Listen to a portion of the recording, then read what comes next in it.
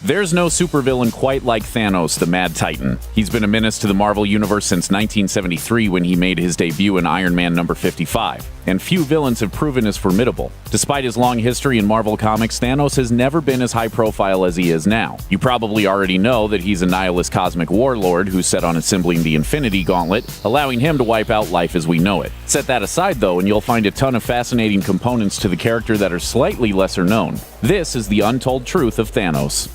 Tell me his name again. Aesthetic inspiration. Thanos is far from the most unique creation in the history of comics. Created by writer and artist Jim Starlin, Thanos shares many similarities with characters created by another comics luminary, Jack Kirby, specifically Kirby's work on DC's New Gods series. Starlin initially based Thanos on the New Gods character Metron, a genius celestial observer to the events of the DC universe. Many have thought Thanos' inspiration to be the DC character Darkseid, but according to Starlin, that wasn't initially the case. Speaking in a 1998 interview with comic book artist, Starlin said, "You'd think that Thanos was inspired by Darkseid, but that was not the case when I showed up. In my first Thanos drawings, if he looked like anybody, it was Metron. Roy took one look at the guy in the Metron-like chair and said, 'Beef him up. If you're gonna steal one of the New Gods, at least rip off Darkseid, the really good one.'" Fortunately, the resemblance is only skin deep. The two characters have vastly different motivations and levels of empathy, and Thanos has fleetingly fought alongside heroes before. We think it's safe to say that's not really Darkseid's style. I grant you a quick death. My name is...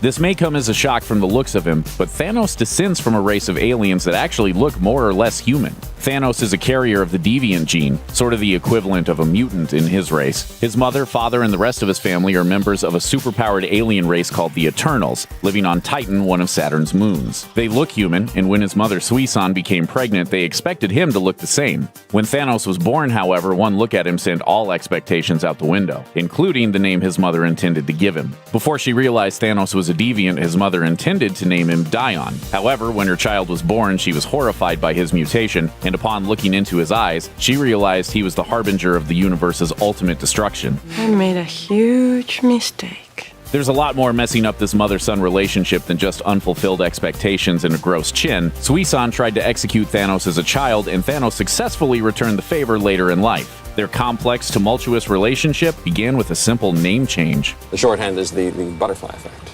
A butterfly can flap its wings and be king, and in Central Park you get rain instead of sunshine.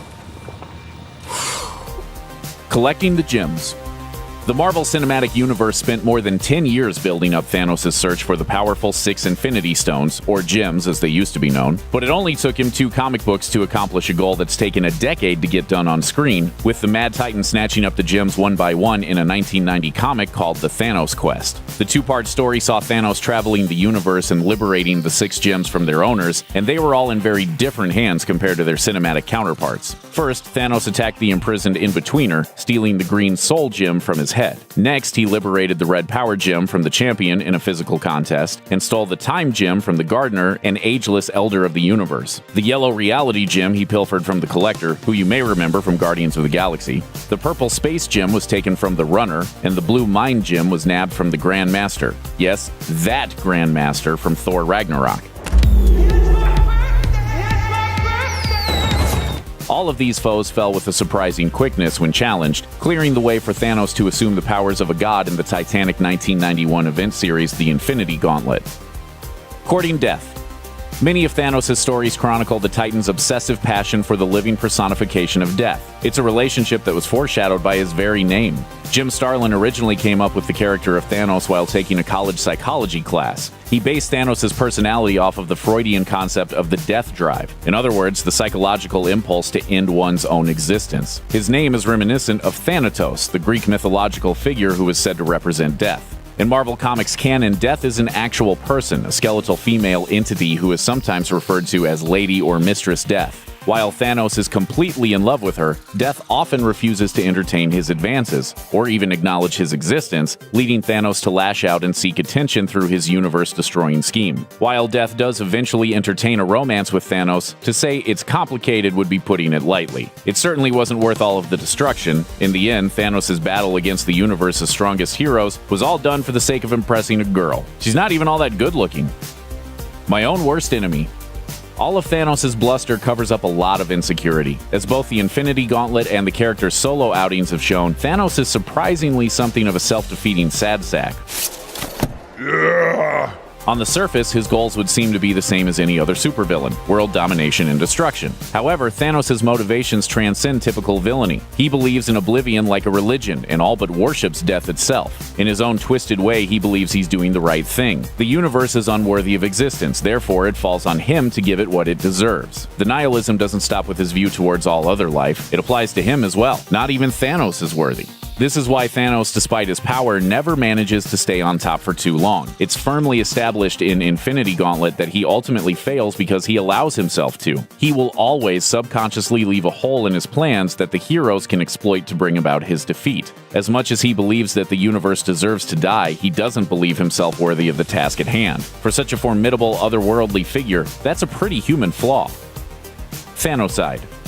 Amalgam Comics is a pretty interesting corner of comics lore. A joint venture between Marvel and DC, it featured characters that were, you guessed it, amalgamations of Marvel and DC characters. The world of Amalgam is populated by heroes like Bruce Wayne, Agent of S.H.I.E.L.D., and Dr. Strange-Fade, and it didn't stop with heroes. The universe also featured amalgamations of villains from both publishers, and you can probably guess who Thanos was paired with. Thanos and Darkseid combined to form Thanocide. Like Darkseid, Thanocide rules the planet of Apocalypse, and like Thanos, he has an ambition to wipe out the universe. In the events that led to their combining in the Amalgam universe, Darkseid actually insulted Thanos, calling Thanos just a pale imitation of him, a funny nod to Thanos' origins. Amalgam's comics weren't exactly classics, but they were a whole lot of fun.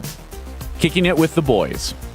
One might reasonably assume the Marvel Universe only had room for one nihilistic Death Titan. That would be incorrect. One of the more interesting corners of Thanos' history involves a personal army of clones he made of himself. These clones are known as the Thanocide, and are formed by Thanos splicing his DNA with that of other Marvel heroes and villains. There's Omega, a cross between Thanos and Galactus, for instance. Thanos creates the Thanocide to test the abilities of enemies and allies alike. Eventually, he considers them failures and abandons them. Shockingly, the Thanocide don't take this portrayal particularly well. They band together and, being an army of Thanos clones, attempt to bring about the ultimate end of the universe. Luckily, they fail. Given Thanos' general tendencies, an army of Thanos clones ending up trying to destroy the universe isn't any kind of surprise. My Brother the Lover. No matter how many times he impressively destroys the universe or allies himself with the good guys, Thanos will never be as loved as his brother Star Fox. No, not that Star Fox. The Star Fox of the Marvel Universe, also called Eros, is a carefree, easygoing flirt. His charming personality is only amplified by his superpowers, which include a sort of pheromone effect. He can make people within 25 feet of him feel joy, effectively drawing them to him. When cranked up, it can provoke romantic feelings. He's basically a sentient Marvin Gaye record, which is pretty tough to compete with when you're a lumpy purple Death Titan. Star Fox couldn't be any more different from his brother Thanos, and that's probably a good thing. Can you imagine if those parents had to put up with not just one, but two lousy kids? Thanks for watching. Click the looper icon to subscribe to our YouTube channel, plus check out all this cool stuff we know you'll love too.